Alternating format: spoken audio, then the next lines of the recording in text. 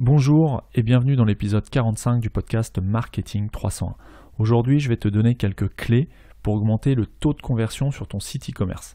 Le taux de conversion sur un site marchand, c'est le ratio entre le nombre de personnes qui viennent sur ton site et celles qui achètent quelque chose. Mais avant de voir tout ça, j'aimerais que tu prennes 5 petites secondes pour t'abonner au podcast si ce n'est pas déjà fait. En t'abonnant, tu vas t'assurer de ne manquer aucun épisode. Dans les semaines à venir, je vais organiser un grand concours, mais j'en parlerai plus dans un prochain épisode. Donc si tu ne veux rien manquer de ce qui va arriver dans les semaines à venir, pense à t'abonner. Je suis Johan de Marketing 301. Le but de ce podcast est d'aider les e-commerçants à développer leur activité en ligne en leur dévoilant certaines pratiques mises en place par les professionnels du web, qu'il s'agisse d'agences web, de stratégie digitale ou de référencement. Ce podcast est le fruit de plus de 10 années d'expérience accumulée depuis 2006, date de la création de ma première entreprise web. En 2010, je fonde mon agence digitale qui accompagne de nombreux e-commerçants. En 2013, je m'associe et rachète en parallèle de mes activités une société spécialisée dans la vente de produits alimentaires aux professionnels et aux particuliers via sa boutique en ligne. Sur Marketing 301, je partage avec vous les outils les plus efficaces. J'échange également sans filtre avec d'autres professionnels, je cherche à découvrir leur parcours, les outils qu'ils utilisent au quotidien et je tente de décrypter leur façon de penser et d'organiser leur journée. Marketing 301, c'est le podcast qui me permet de partager mes meilleures compétences avec les personnes qui vivent déjà ou qui souhaitent vivre du e-commerce. Comme je te le disais en introduction, le taux de conversion sur un site marchand, c'est le ratio entre le nombre de personnes qui viennent sur ton site et celles qui achètent quelque chose. Par exemple, si tu as 100 visiteurs sur une journée et que tu as une seule personne qui passe une commande, on dit que ton taux de conversion est de 1%. Là, je te parle du nombre de ventes, mais ça dépend de ce que tu considères comme une conversion. Si par exemple, tu souhaites augmenter le nombre de personnes inscrites à ta mailing list, on pourrait très bien mesurer un taux de conversion en calculant le ratio entre le nombre de visiteurs qui viennent sur ton site sur une semaine et le nombre de nouveaux inscrits que tu as eu sur ta mailing list sur cette même semaine. Bref, dans cet épisode, je vais te donner plusieurs conseils à appliquer dès aujourd'hui pour améliorer ton taux de conversion en ce qui concerne les ventes sur ton site. Le premier point sur lequel il va falloir t'attarder, c'est le thème graphique de ton site. Alors attention, je ne suis pas en train de te dire qu'il faut que tu achètes et que tu installes un joli thème. J'aurais même tendance à te conseiller d'utiliser le thème le plus simple possible. Tant qu'il est clair et intuitif, c'est parfait. Sur PrestaShop, par exemple, si tu n'as franchement pas le budget ni les compétences pour te lancer dans l'aventure d'un thème sur mesure, mon conseil, ce serait d'oublier les thèmes qu'on appelle premium et que tu peux trouver sur des sites comme TeamForest, comme Template Monster ou autres, mais plutôt d'utiliser le thème natif de PrestaShop et de le personnaliser proprement et sans fioriture.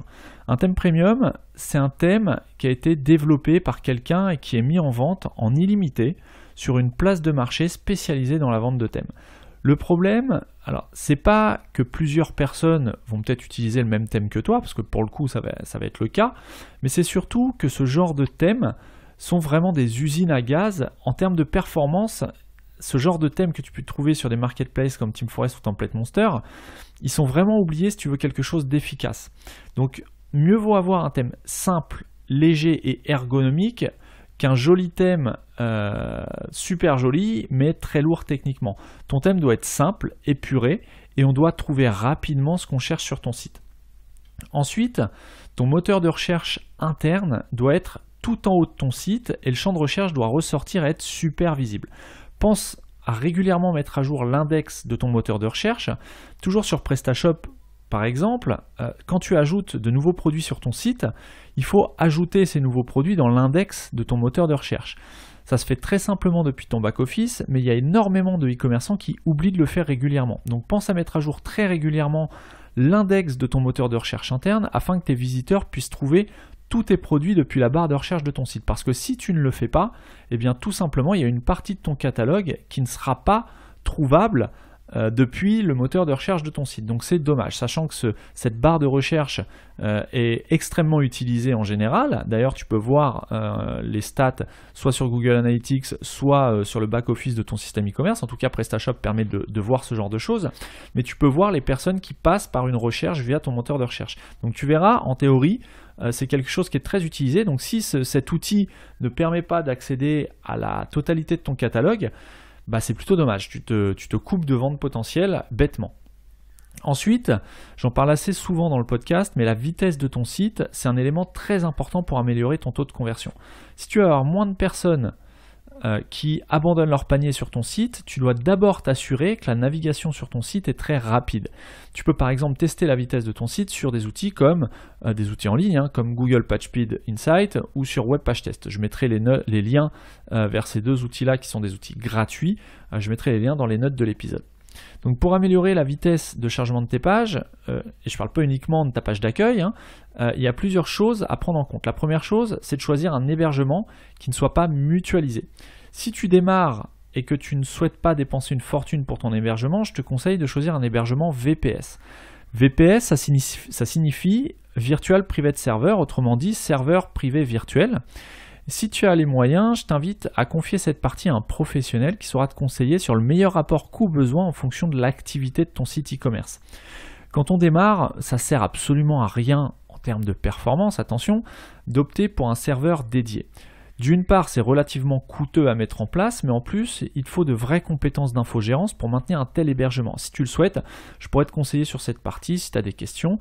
Alors pour ça, laisse un commentaire soit dans les notes de l'épisode sur marketing301.net/45 ou sur la page Facebook de Marketing 301. Ensuite, donc là c'est pour l'hébergement, quand tu t'es assuré d'avoir un bon hébergement qui te permette d'avoir des pages qui se chargent rapidement. Ensuite, il va falloir que tu configures correctement ton site. Ton hébergement lui aussi doit correctement être configuré. Donc là je ne vais pas rentrer dans les détails parce que c'est un peu technique et on aurait besoin de plus d'un épisode du podcast pour vraiment faire la liste exhaustive de tout ce qu'il faut faire pour avoir un site rapide, et en plus ça dépend vraiment, c'est au cas par cas en fonction des sites et des besoins de chacun, mais en gros tu dois avoir une configuration qui est correcte. Par exemple, si tu es sur PrestaShop, dans ton back-office, tu as certaines options qu'il faut activer dans l'onglet performance de ton back-office. Notamment, tu peux activer le cache, tu peux activer l'optimisation Apache, tu peux activer la minification du JavaScript et des fichiers CSS, etc., etc. Bref, il y a plein de petites choses. Encore une fois, si tu veux des conseils là-dessus en fonction de ton site et de ce que tu proposes sur ton site, envoie-moi un petit message et je te donnerai les conseils personnalisés par rapport à ton site. Ensuite, il va falloir que tu simplifies au maximum ton tunnel d'achat. Quand un visiteur ajoute un ou plusieurs produits dans son panier, à partir du moment où il rentre dans le récap du panier, dans le récapitulatif panier, il ne faut pas le distraire. Ne pas le distraire, ça veut dire qu'il va falloir que tu enlèves, par exemple, le menu du site, tes éventuelles bannières promotionnelles ou encore tes liens vers des contenus sur ton site, etc., etc. Le seul chemin que devrait suivre ton visiteur qui entre dans le tunnel de commande, c'est celui qui va l'amener vers l'étape suivante. En général, dans un tunnel d'achat, il y a 4 étapes. Le récapitulatif du panier, ensuite l'identification, donc là soit la personne a déjà un compte client, auquel cas elle n'a qu'à s'identifier avec son login et son mot de passe, sinon il va falloir qu'elle s'inscrive. Ensuite, troisième étape, le choix, une fois qu'elle est identifiée, le choix du moyen de livraison, et enfin le choix du moyen de paiement.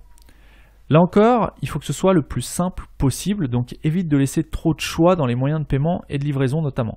Mon conseil, ce serait de proposer 2 modes de livraison maximum et un seul mode de paiement. Évidemment, ce que je te donne là comme conseil, c'est à adapter en fonction de ce que tu vends et de comment fonctionne ton site. Par exemple, pour la livraison, tu peux proposer une livraison en point relais et une livraison à domicile. Voilà, on est dans 2 modes de paiement, on simplifie le choix à tes utilisateurs. Soit ils ne sont pas forcément disponibles chez eux, ils peuvent se faire livrer en point relais et aller retirer le produit, leur colis quand ils le souhaitent, soit ils sont chez eux et là ils préfèrent une livraison à domicile. Et pour le moyen de paiement, sauf cas particulier, moi j'ai l'habitude de conseiller de ne proposer que le moyen de paiement par carte bancaire. Alors là c'est vraiment en fonction de ce que tu vas proposer, puisque si bien évidemment tu proposes des produits qui coûtent plusieurs milliers d'euros, proposer un paiement uniquement par carte bancaire, ça risque de poser des problèmes. Là, dans ce cas-là, je te conseillerais plutôt de ne proposer que le paiement par virement ou éventuellement par chèque.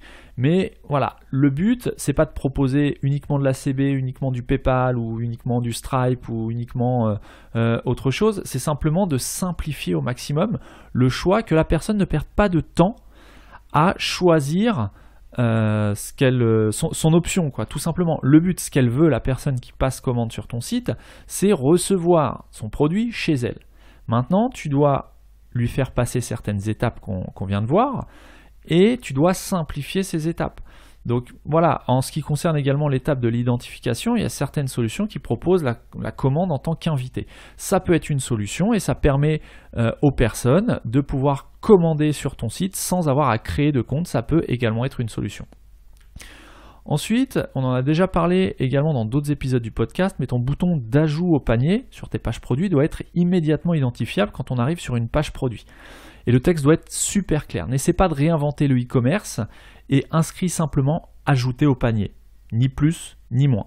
Si par contre tu vends des produits à l'unité ou que tu as une boutique monoproduit, c'est-à-dire tu ne vends qu'un seul produit sur ta boutique, là, cas particulier, tu peux remplacer le texte par simplement « acheter » ou quelque chose du genre « recevoir chez moi en 24 heures ». Et dans ce cas-là, il faudra que tu rediriges automatiquement ton visiteur dans le tunnel de commande dès qu'il clique sur le bouton d'ajouter au panier. Sauf que là, ce sera écrit « recevoir chez moi en 24 heures ». C'est un exemple, simplement pour te montrer que tu dois adapter ta communication en fonction de ce que tu vends et de comment tu pratiques ta vente. Mais encore une fois, ça doit être identifiable, vraiment distinct de facilement distinguable de tous les éléments de ta structure graphique, et on doit voir ce bouton ressortir sur tes pages produits. Ensuite, tu dois lever toutes les objections de ton visiteur. Il doit être en totale confiance pour dépenser ses sous sur ton site. Car à moins que tu sois le seul à vendre le produit que tu proposes, il y a de grandes chances pour que ton visiteur puisse acheter exactement le même produit ailleurs sur Internet. Donc pour avoir un maximum de chances de faire une vente sur un produit relativement commun ou qu'il est en tout cas possible de trouver un peu partout sur Internet, tu dois te différencier et rassurer absolument ton visiteur. Il ne doit y avoir aucun doute dans sa tête et il doit savoir pourquoi il doit acheter sur ton site et pourquoi son achat sur ton site est quelque chose de sûr. Alors en termes de réassurance, je te conseille de jouer la carte de la satisfaction client, du conseil et de la sécurité. Par exemple, tu peux indiquer ton taux de satisfaction client ou proposer un service de retour gratuit. Pour ce qui est du conseil, affiche clairement un moyen de te contacter qui soit simple. Encore une fois, j'insiste à chaque fois, mais les conseils sont simples. Ce que tu dois faire doit être simple. Alors, pour ce qui est d'afficher clairement un moyen de te contacter, le numéro de téléphone reste le plus efficace et le plus rassurant, car ça permet d'avoir une vraie personne au téléphone et d'échanger presque physiquement, contrairement au chat ou autre où on ne sait pas trop si c'est un chatbot ou qui est derrière l'ordinateur. On reste un petit peu dans le virtuel. Et en ce qui concerne l'ajout d'un numéro de téléphone sur ta boutique, je te conseille d'afficher un numéro géographique et pas un numéro en 09, 08, un 06 ou un 07. D'une part, le fait d'afficher un numéro géographique, ça donne une impression plus forte d'entreprise établie physiquement et ça fait plus professionnel que de mettre un numéro de téléphone mobile qui suggère dans l'inconscient de ton visiteur que tu n'as pas vraiment d'adresse fixe et qu'on ne sait pas vraiment où te trouver en cas de problème. Alors c'est inconscient, mais c'est l'image que renvoie le mobile. La particularité d'un numéro mobile, c'est qu'on puisse être joignable tout en étant mobile. Bon, en termes de réassurance, la mobilité, c'est pas forcément ce qu'il y a de mieux. Donc, une personne qui va commander sur ton site doit s'assurer qu'en cas de problème, elle sait où tu te situes physiquement. C'est pas pour ça qu'elle va se déplacer, mais là, on parle simplement de réassurance et d'inconscient un petit peu. Si tu veux savoir comment avoir un numéro de téléphone fixe pour 1 ou 2 euros par mois, n'hésite pas à me poser la question sur la page Facebook de Marketing 301 ou dans les notes de l'épisode marketing301.net/45. Je te donnerai 2-3 astuces pour avoir un numéro de téléphone vraiment pas cher. Là, on parle de... moi, j'en ai plusieurs des numéros fixes, mais ça doit me coûter 2 euros par mois par numéro. Donc, vous voyez, c'est vraiment pas grand-chose, mais ça permet d'avoir un numéro géographique fixe en 02, 01, 03, 04, etc., etc.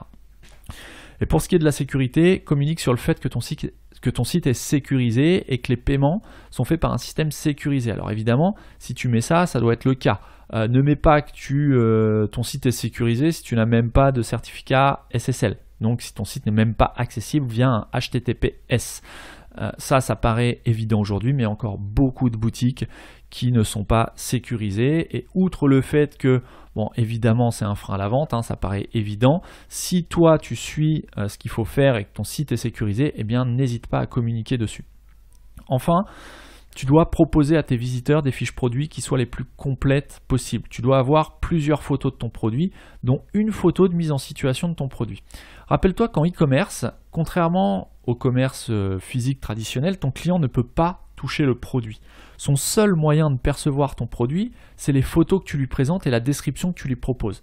Donc mets des photos de qualité différentes de celles qui sont mises par tes concurrents sur leur site.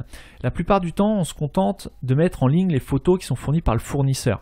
C'est une bêtise. Mets tes propres photos, mets tes propres vidéos de produits que tu vends. Alors oui, ça va te prendre beaucoup plus de temps à préparer. Donc si tu es en train de préparer ton site, eh bien tu peux déjà prévoir de faire ce genre de choses, mais prends tes propres photos ou fais prendre tes propres photos par un photographe professionnel. Là aussi ça a un coût, mais encore une fois là on parle de monter une activité de vente en ligne, on ne parle pas de monter un blog pour se faire plaisir. Donc oui, il y a un investissement en temps qui est peut-être supérieur à celui du montage d'un blog. Oui, il y a un investissement financier qui est tout aussi différent et plus important, mais encore une fois, on est dans le cadre de créer un site qui va générer, en tout cas qui a vocation à générer du chiffre d'affaires, à générer de l'argent. Donc c'est tout à fait normal qu'il y ait un investissement, que ce soit humain ou financier, à faire dès le départ. C'est normal.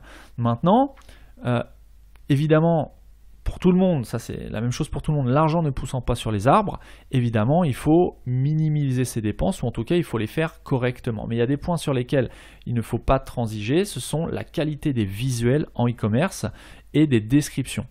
Justement, pour ce qui est des descriptions et des détails techniques, tu dois donner un maximum d'informations et tu dois afficher des avis clients si tu en as déjà reçu. Alors évidemment, si tu lances ta boutique, tu n'as peut-être pas encore d'avis clients, mais tu peux déjà commencer à aller voir ce qui se fait sur les fiches produits d'Amazon, sur les pages produits du site Amazon. En général, quand tu vas sur la page d'un produit sur Amazon, tu as toutes les réponses à toutes les questions qu'un client peut se poser. Tu as aussi plusieurs visuels. Eh bien, inspire-toi, ne reproduis pas exactement la même fiche qu'une fiche Amazon, mais inspire-toi du contenu qui est présent sur les fiches Amazon. C'est un très très bon exemple. Donc pour résumer, si tu viens de lancer ton site e-commerce ou que tu es en train de le lancer, assure-toi d'avoir un thème qui soit soigné, simple et intuitif. Il faut que ce soit clair. Il ne faut pas que ce soit quelque chose de forcément très avancé en termes graphiques. Il faut simplement que ce soit clair et facile à utiliser pour ton visiteur. Tu dois avoir un moteur de recherche qui soit bien visible en haut de ton site. Tu dois avoir un site qui soit rapide, un tunnel d'achat qui soit simple et épuré, c'est très important.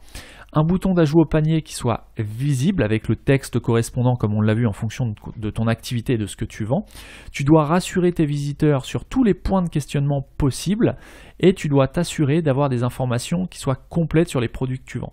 Une fois que tu t'es assuré de tout ça, la dernière étape consiste à faire un test d'achat réel sur ton site jusqu'au paiement. C'est très important. C'est-à-dire une fois que tu penses avoir tout fini, mets-toi dans la peau d'un client ou d'un visiteur, en tout cas, va sur ton site, clique, recherche un produit par différents moyens, soit en naviguant dans les catégories, soit en passant par ton moteur de recherche interne, ajoute au panier, crée-toi un compte, choisis un mode de livraison et paye. Tu dois te créer une première vente test pour t'assurer que ton tunnel fonctionne de A à Z. Avant de conclure, j'ai une faveur à te demander. Je sais que ça prend quelques secondes et que tu as peut-être les mains prises au moment où tu m'écoutes, mais si cet épisode t'a plu, s'il te plaît, pourrais-tu me laisser un petit commentaire, une note 5 étoiles sur iTunes ou Apple Podcast. C'est très important pour moi et ça permet de voir d'une part que tu es là, que je ne suis pas tout seul à parler derrière mon micro, même s'il y a déjà une communauté ici et là, ce qui est plutôt motivant, et en plus ça aide le podcast à être beaucoup plus visible dans les suggestions d'iTunes et d'Apple Podcast. De mon côté, je souhaite continuer à proposer l'accès à ce podcast de façon totalement gratuite. Et je n'ai pas créé de cagnotte particulière pour financer Marketing 301 comme on peut en voir parfois sur d'autres podcasts. C'est quelque chose que je finance moi-même, mais si tu le souhaites, il y a un moyen de m'aider. Si tu souhaites, tu peux partager cet épisode ou d'autres épisodes de Marketing 301 sur tes réseaux sociaux. Ça m'aide énormément. Sur ce, je t'invite vraiment à mettre en place les conseils que je t'ai donnés aujourd'hui dans l'épisode. Je te souhaite une excellente semaine comme d'habitude et je te donne rendez-vous dès la semaine prochaine pour un nouvel épisode de Marketing 301.